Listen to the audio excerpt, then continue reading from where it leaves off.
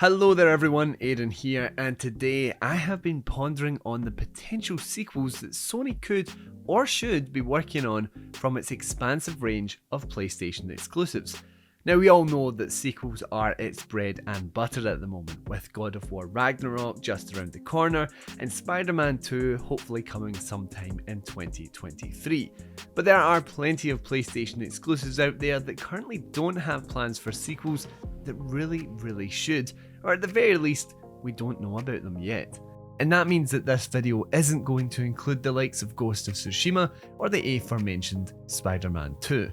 No, these range from maybe going to happen to probably not, but all of them totally should be on their way to PlayStation 5 and beyond. So let's jump into the top 10 PlayStation exclusives that need sequels right now. Okay, so our first pick is Infamous, and when we got that Spider-Man 2 reveal, I can't lie, I initially thought that it was Infamous, but alas, the pseudo-superhero shooter series has yet to reappear, with the last series outing being Infamous Second Son and its DLC First Light. The game is actually super underrated in my opinion, with some properly satisfying, versatile combat, and it looks fantastic too, even to this day.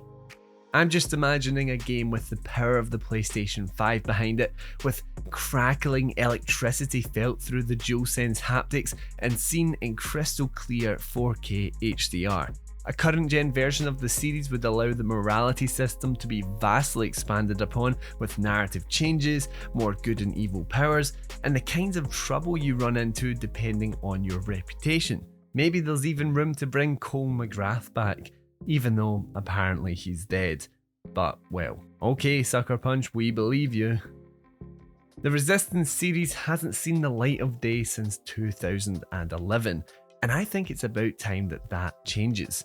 With series like Metro Exodus thriving, there is really no reason we can't delve back into this post-apocalyptic survival horror.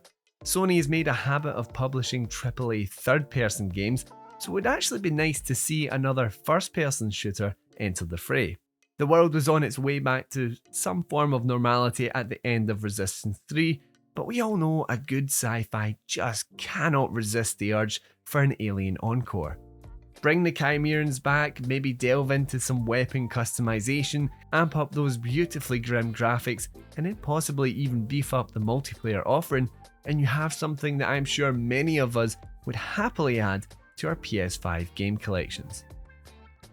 On to something VR related ahead of the launch of PSVR 2, we have Blood and Truth 2. Now the first game is honestly not talked about enough. It might be a cliche to say this, but this game genuinely does make you feel like the star of your own action movie. And this was on tech used on the PlayStation 3. Once the PSVR 2 launches with its revitalized motion controls and vastly improved graphical capabilities, the potential of a Blood and Truth sequel goes through the roof. And considering that this was a London gangster storyline, you could just anthologize the whole thing, switching to different crime-related locations and stories. If they can improve upon that scene where you jump out of a window in slow motion, then believe me, I will be more than happy. I replayed that scene way too many times. On to something a little more recent, but I desperately need a sequel for this. Returnal is the dark sci-fi shooter that dominated my spare time back when it came out in 2021, I believe, and for good reason. You have brilliant gameplay, some of the best implementations of haptic feedback and adaptive triggers, a hypnotic art style, an engrossing soundtrack, and an intriguing central mystery.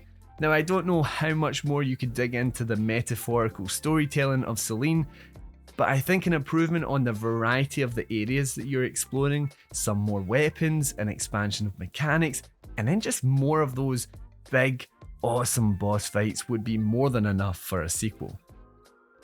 With Elden Ring taking over the world with the most expansive Souls-like experience to date, it's easy to forget about the potential of a Bloodborne sequel. But the city of Yharnam and beyond is rife with sequel potential.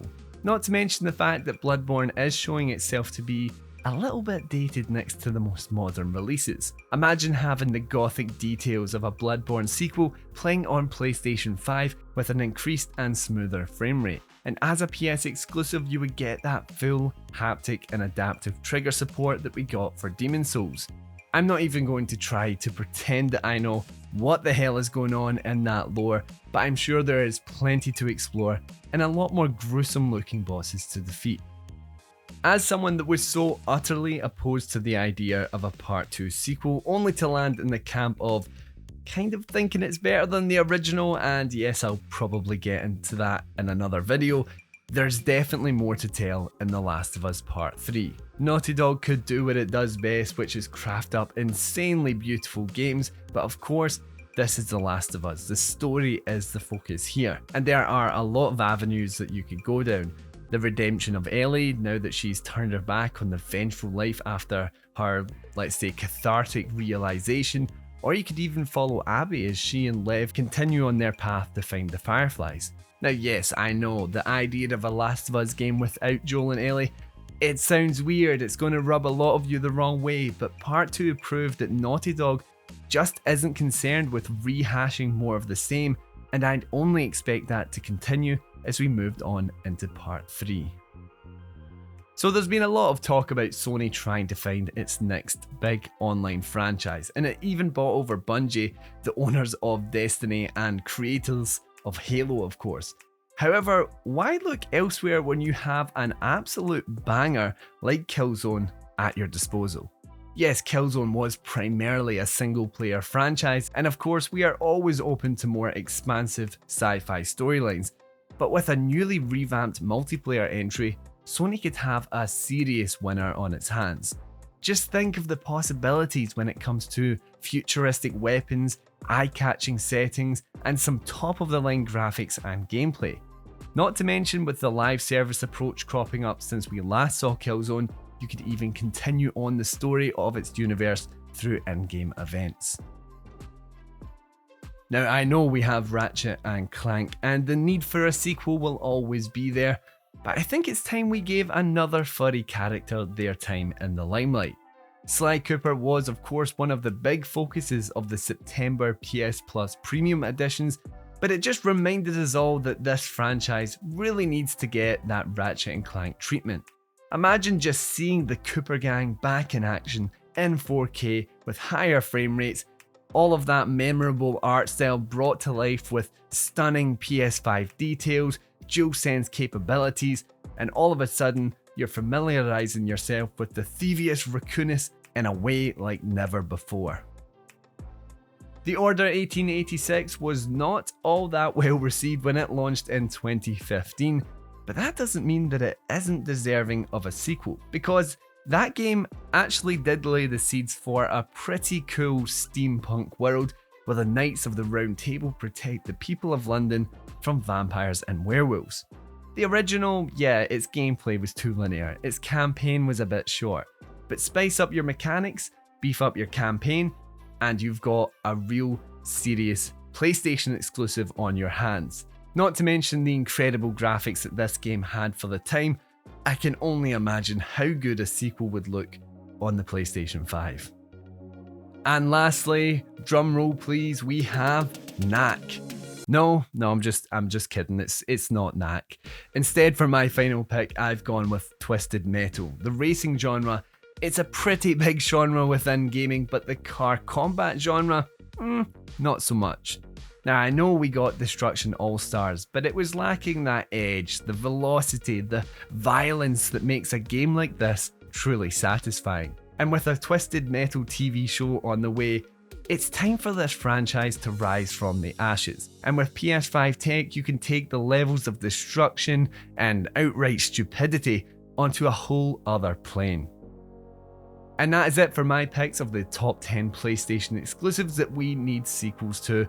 Let me know down in the comments which you would love to see the most, including some that I didn't mention here.